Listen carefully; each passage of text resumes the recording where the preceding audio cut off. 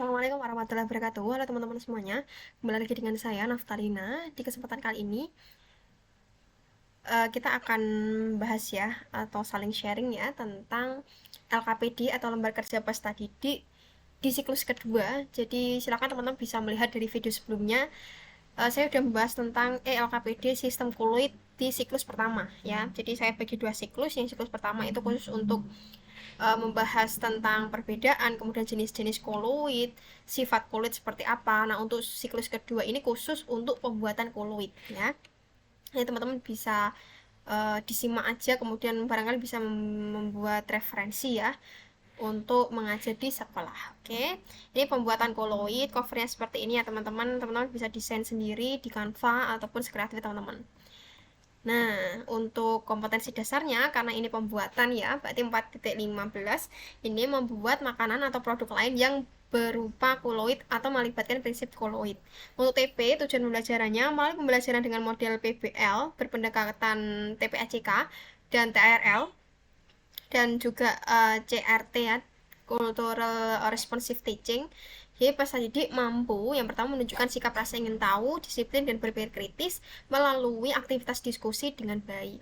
Kemudian melakukan percobaan pembuatan produk koloid ya melalui aktivitas praktikum dengan baik. Kemudian menyampaikan hasil diskusi dan percobaan tentang materi koloid melalui aktivitas presentasi hasil karya dengan benar. Jadi kalau untuk TP itu jangan lupa untuk ini ya teman-teman ya. ABCD ya, audience, behavior, condition, and degree. Melibatkan itu ya. Petunjuk penggunaan LKPD, jadi silahkan baca referensi ini dengan cermat ya. Kemudian diskusikan dengan teman dan dikumpulkan, jangan lupa LKPD dengan tepat waktu, dan mintalah bimbingan kepada guru ketika mengalami kesulitan. Nah, apa sih ini teman-teman ya? Karena menggunakan sintaksnya itu adalah PBL, Problem Based Learning. Jadi untuk yang pertama orientasi masalah, di sini saya memberikan sebuah istilah kayak artikel ya, itu tentang ilustrasi ini ya, menunjukkan bahwa makanan yang berupa es krim itu seperti apa. Jadi kayak mendeskripsikan ya, es krim itu kan kudapan yang dingin, manis, teksturnya lembut gitu kan terbuat dari ada susu, krim, gula yang dibukukan ya kan teman-teman. Kemudian jenis makanan ini itu ternyata masuk dalam kelompok koloid ya. Es krim itu mengandung buih setengah beku teman-teman ya, yang mengandung lemak teremulsi dan udara. Rongga udara tersebut berperan untuk memberikan tekstur lembut pada es krim.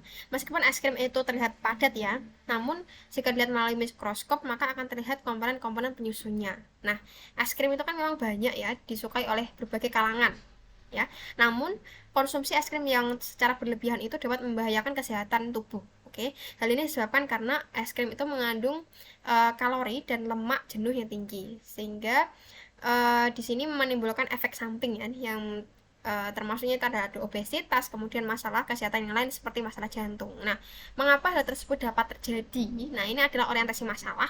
Kemudian untuk mengorganisasikan belajar, di sini ada beberapa pertanyaan yang muncul ya. Berdasarkan fase dispersi dan medium pendispersi, termasuk jenis kulit manakah es krim tersebut. Oke. Kemudian yang kedua, bagaimana cara membuat es krim dengan metode kondensasi dan dispersi. Kemudian bagaimana cara mengkonsumsi es krim yang aman dan tidak membahayakan kesehatan. Oke. Nah, ini yang ketiga adalah bimbingan penyelidikan ya. Ini anak-anak udah mulai duduk berdiskusi, kemudian nanti saling berbagi per kegiatan. Jadi untuk kegiatan satu, ini tentang pembuatan kulit ya. Kan pembuatan kulit itu bisa menggunakan beberapa cara ya teman-teman ya. Nah, cara apa aja? Jadi ada cara kondensasi dan dispersi. Nah, ini nanti anak-anak kayak memberikan tulisan di sini ya. Kira-kira menurut anak-anak ketika dari larutan menjadi koloid itu caranya apa? Kemudian suspensi dari bahan kasar menjadi koloid itu namanya cara apa ya? Kalau yang kondensasi itu kan dibuat dari ini kan teman-teman, dari yang bahan kasar menjadi sorry, kalau kalau yang dispersi memang dia partikelnya partikel yang kecil ya teman-teman ya. Kalau kondensasi itu partikel yang besar menjadi kecil. Oke.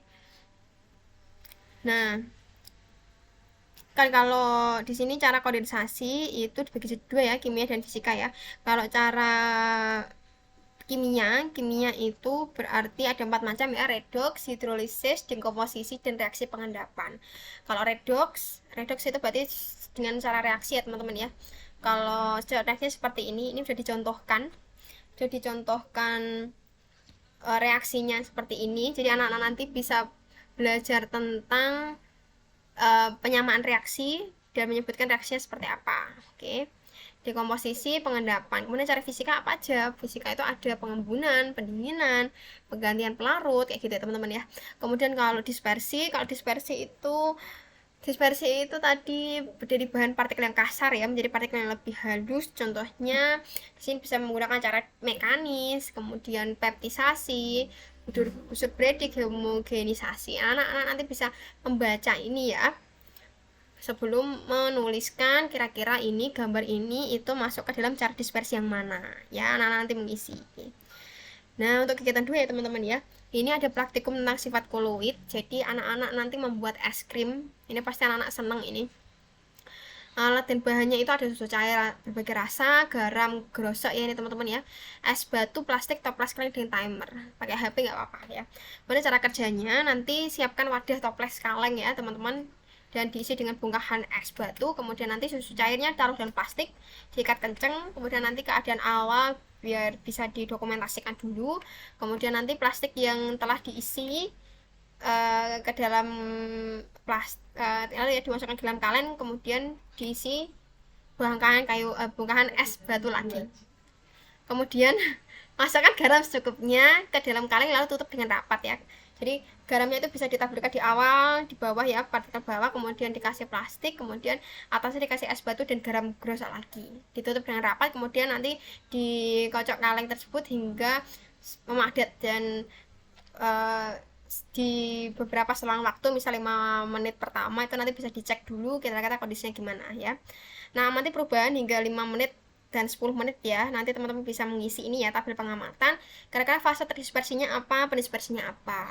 Nah, setelah nanti anak-anak udah jadi es krimnya, nanti silakan bisa dinikmati dulu. Kemudian nanti baru berdiskusi lanjut lagi untuk mendiskusikan ini ya, hasil percobaannya, kira-kira berapa waktu yang dibutuhkan, kemudian sifat kulitnya apa, langkahnya ketika membuat tadi bagaimana, kayak gitu ya. Nah, ini mengembangkan dan menyajikan hasil karya teman-teman ya. Hasil dari karyanya itu kalau saya kemarin perwakilan jadi salah satu aja, karena ini praktikumnya kan jadi satu, maksudnya sama semuanya membuat es krim kayak gitu kan.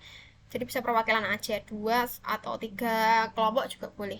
Nah, analisis dan evaluasi ini menjawab tadi ya teman-teman ya, orientasi masalah, kira-kira jenis kulitnya apa, cara membuat es krimnya bagaimana, dan bagaimana cara mengkonsumsi es krim yang benar agar tidak membahayakan kesehatan. Oke teman-teman, nah itulah ya LKPD lembar kerja peserta didik siklus 2 untuk pembuatan kuluit. Ini pasti kalau membuat es krim pun anak-anak sebenarnya disuruh untuk membawa susu berbagai macam rasa pun pasti siap dan anak-anak pasti seneng kayak gitu. Oke, nah itu aja teman-teman ya. Kalau misal ada saran komentar boleh monggo nanti ketik aja di kolom komentar di bawah ya. Jangan lupa untuk like, comment, subscribe. Jangan lupa untuk klik lonceng notifikasinya agar teman-teman tidak ketinggalan terhadap video terbaru atau terupdate dari saya. Oke, terima kasih teman-teman. Saya Ahria. Assalamualaikum warahmatullahi wabarakatuh. See you in the next video. Oke.